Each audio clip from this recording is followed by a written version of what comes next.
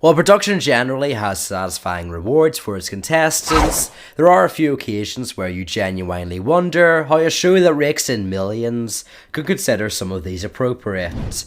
Firstly on this list, we're going to talk about a reward that did give the contestants good food, just at the expense of literally every other essential.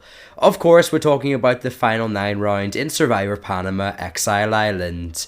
In the reward challenge, the 9 contestants were divided into 3 groups of 3, with Bruce, Sally and Aris winning the reward. Now, the contestants knew the winners would get breakfast in bed, but since it was breakfast, they all had to wait until the next morning. Aris, as a result, is the first one awake in the morning, like a kid at Christmas excitedly waiting for his meal. There was, however, one problem, as even identified by the contestants on the season, and if you're British like myself, you know it all too well. One word: rain. There have been lots of it for the past couple days during this season. You're asking for disaster when you mix heavy rain with a bed. But hey, Survivor have been around for 6 years now and had experienced a variety of elements. They were prepared for this rain, right? After a suspiciously long wait for the boat, Aris, Sally and Bruce finally get on despite being absolutely drenched. Needless to say, the boat ride in was rather disappointing, so you can only imagine how frustrated the contestants were when even they realised their bed was completely soaked before they even got there. Even Sally, the main confessionalist throughout this slot, openly says she was frustrated with how bad the reward was. They were even forced to get into a bed with completely wet sheets. This is not rewarding the contestants. This is waterboarding them.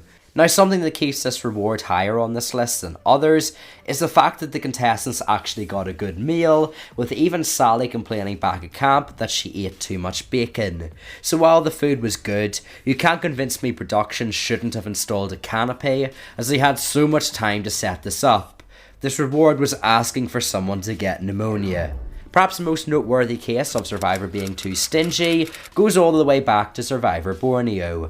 Now, I've avoided Borneo up until this point despite its lackluster rewards, like Jervis getting only 1 slice of pizza, which the entire tribe shares anyway. But it was the first season, so I'm more lenient, and even Jervis got to call home in that reward.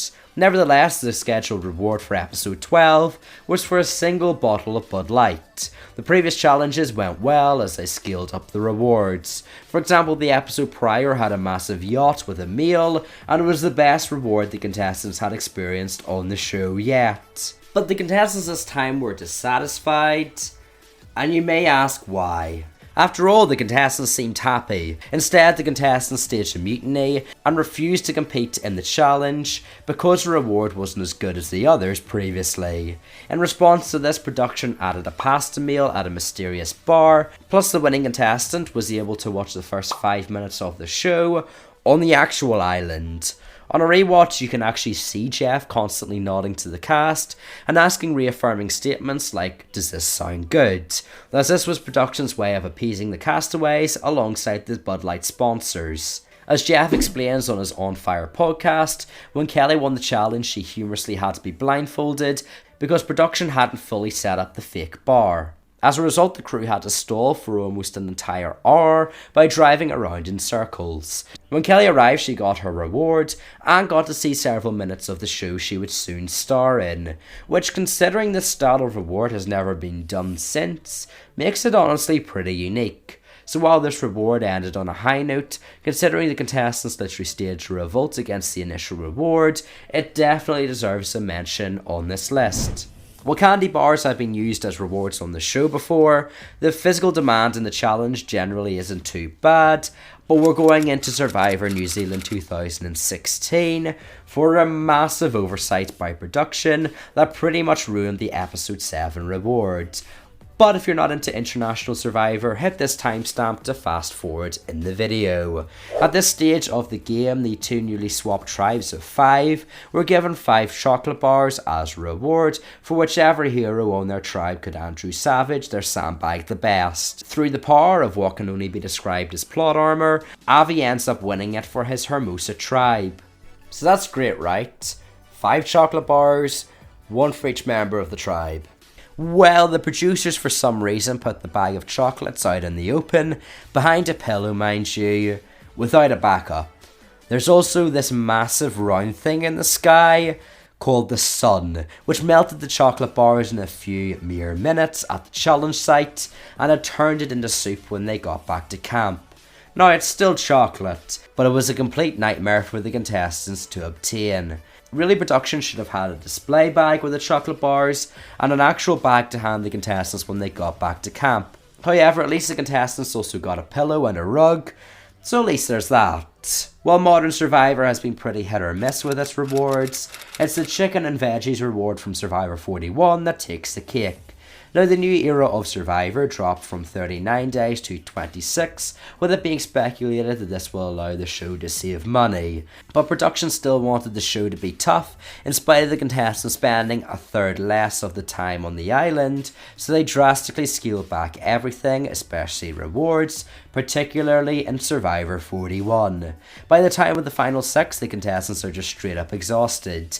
Even during the challenge, many of them are struggling with the physically demanding sections, as even noted by Jeff. So when the reward is either a third of a chicken and 4 pieces of broccoli or a plate of empty calories, if you were out on the island, you would likely be disheartened with these options as part of the penultimate reward. Even the following reward with Erica and Heather is far more substantial, featuring an actual meal. This reward was the victim of Survivor 41's heavy-handed theme about this season being the quote-unquote toughest conditions-wise. As a result, this reward is more or less a light lunch, and even that description is generous. Perhaps the biggest slap in the face, however, comes from the fact that a mere 2 seasons later, the Survivor 43 contestants received a massive feast, beer, and letters from home in one single reward. Perhaps the most known case of production being stingy is in the Australian Outback. Now, I gave Borneo a pass as production was still working out the format, but season 2 followed the success of the first season, and it's the most watched Survivor season ever. So can someone please explain why the auction had 4 squares of chocolate as a reward? This is the iconic Australian Outback auction, the first in the series, and perfectly exemplifies production being stingy. Just for reference, Nick literally pays $80 for an earth-shattering... I can't believe I'm going to have to list this all. 4 Doritos. That's it. The portion sizes are horrendously bad, with even a bare-bones season like Africa, only 1 season later, having more substantial meals. The only meals of note are the turkey dinner, which the contestants have to split, and the final burger item. To be honest, all the other morsels probably exert more calories in chewing them than what they actually give back. Compared to what the auction gives now, it's insane how little the contestants were given. If you search for this reward online, most of the comments are mentioning the ludicrously small portions. So, with all that taken into consideration, it's very worthy of the number 1 spot. Don't be stingy, drop a sub if you enjoyed the commentary, and let me know any picks I missed in the comments section. On your screen is an insane 10 YouTuber collab, where me and 9 friends make second chances too, which you must check out. Nevertheless, remember to keep smiling, and peace!